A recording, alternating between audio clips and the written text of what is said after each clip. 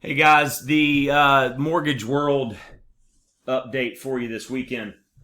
Real estate has been out of control. I know you know that. You've been in the process trying to buy a house, and it has not been the fun and exciting process that it normally and should always be. That being said, a lot of conversations lately with people who have thought about possibly kind of hanging it up. The big reasons are obvious. Multiple and competitive offer situations, having to waive appraisals, having to just do crazy things just to get a seller to entertain your offer. Couple that with the fact that rates have jumped so much, one of the biggest moves in long-term interest rates ever, if not the biggest. What you're looking at here, this is national average. We normally price, anywhere from an eighth to a quarter under a national average because we're so efficiently priced with our trading desk and everything. But so these aren't perfect in terms of what my offered rates are. We're usually a little bit lower. But going back into last spring, we're hovering right around that 3% mark. Into the summer, we dipped back down into the high twos.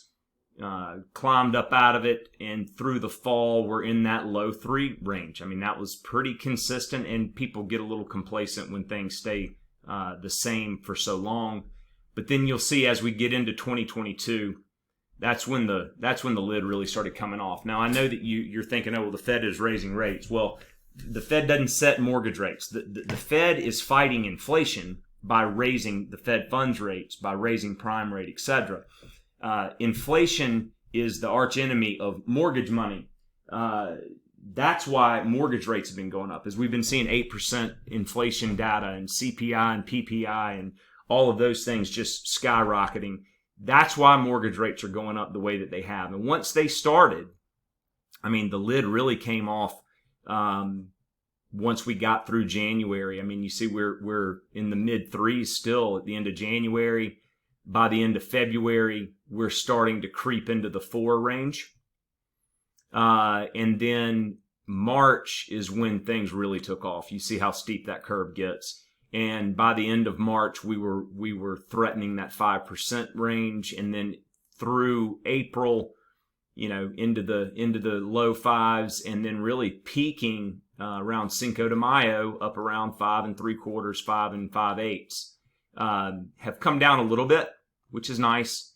But that, coupled with the competitive nature of the housing market, has got a lot of people just really thinking, I'm going to put this thing on hold.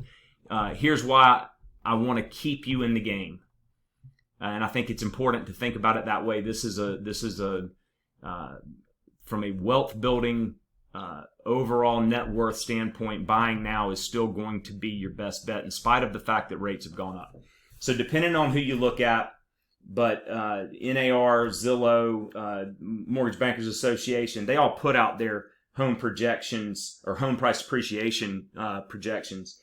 The most recent ones have been revised downward due to increasing interest rates. They have said, this is gonna cool off housing, and it's going to cool it off to the tune of they're only expecting a 14.9% rate of appreciation over the next 12 months.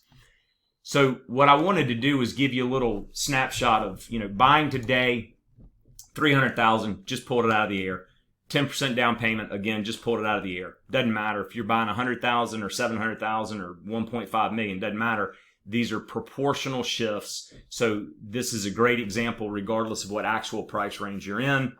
So $30,000 out of pocket. I don't have the closing costs or prepaids included here, and I've only illustrated the principal and interest portion of the payment, just to kind of keep everything apples to apples. But buy today at 5 1/4, $1,490 for your principal and interest, $30,000 out of pocket. The alternative would be let's wait for things to cool off, which again they're not going to, and I can go deeper into the details on why I don't expect to see a cool off anytime in the near future. But with 14.9% appreciation, that $300,000 house turns into $345,000, which means you're now borrowing $310,500 as opposed to $270,000. And if you're lucky enough that rates have stayed the same, your payment's now $1,714 versus $1,490. So it's a $223 increase to your monthly payment, and your out-of-pocket goes up $4,500 because of the fact that 10% is the same, but it's on a higher purchase price. If rates go up another 1% over the next year, then obviously things just get that much worse in terms of what it looks like to wait. Your cash out of pocket remains the same. However, your monthly payment is another $197 higher than if it stayed at the 5.25, but that's $420 higher than if you bought today. I've heard other people say, and I actually tend to agree with this, that mortgage rates are going to drop. We're going to see a recession as early as the end of this year, more likely middle of next year if I had to guess. So, if we drop back down into the, say, 3.25 range, well, yeah, then I'll just wait and buy then. Well, if you wait and buy then, you're still buying it at 3.45. You're just financing it at a lower percentage. And if that's the trigger mechanism to buy, well, then you could also do a rate and term refinance on the house that you purchased today. So the rate drop should never be the trigger for buying. It is the price of the home that should be the trigger, because, as I've always said, you can always refinance a mortgage. You can never go back and buy a house at yesterday's price. So by acquiring the property now, what you've done is you've secured the fact that you're going to have a much higher equity position. You're going to purchase the house prior to the appreciation of 14.9%, but you're also going to pay down that loan over the next 12 months and put yourself in an overall better position. So, rates are much higher now than they were a year ago. But remember that buying at 5.25 is still infinitely cheaper than renting at 100% interest, because that's really what renting is you're paying nothing but interest. You are simply living in the house, building no equity position, building no net worth, and just simply paying the mortgage for someone else. So just wanted to give you a little pep talk, for lack of a better way to put it, this weekend. Buying now is infinitely more advantageous than waiting, for whatever that reason might be.